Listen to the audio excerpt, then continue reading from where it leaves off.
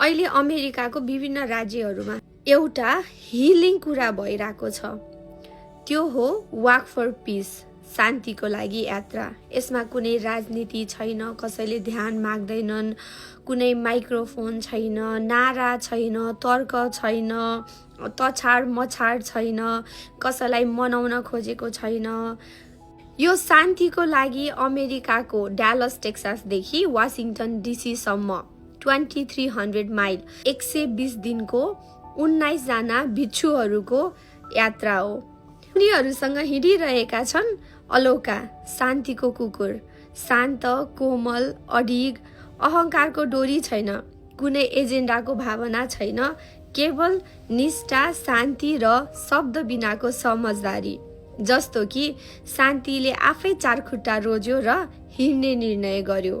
उनीहरू दान माग्दैनन्, उनीहरू अनुयायी पनि माग्दैनन्, उनीहरू सहमति माग्दैनन्, उनीहरू केवल हिँड्छन् मात्रै। र कुनै न कुनै तरिकाले त्यो शान्त कार्यले मानिसहरूलाई जागृत गराइरहेको छ। अपरिचितहरू सडक छेउ चुपचाप उभिन्छन् जब उनीहरू त्यो बाटो गुज्रन्छन्।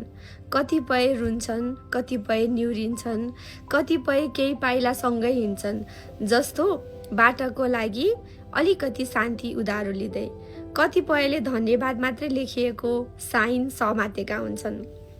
हल्ला, आक्रोश र सही साबित हुन लत लागेको संसारमा उनीहरूको मौनता क्रान्तिकारी लाग्छ।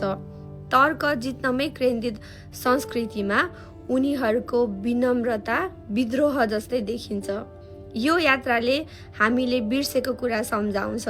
शान्तिलाई अनुमति चाहिँदैन, शान्तिलाई प्रमाण चाहिँदैन, शान्तिलाई कराउनु पर्दैन। शान्ति धर्मभन्दा ठुलो हुन्छ, विचारधाराभन्दा बलियो हुन्छ र शब्दभन्दा ठुलो हुन्छ जब त्यसलाई जिउँदै बाँचिन्छ। उनीहरू केही माग्दैनन्, उनीहरू शान्तिका लागि हिँड्छन् र कुनै न कुनै तरिकाले संसारले त्यसलाई महसुस गरिरहेको छ।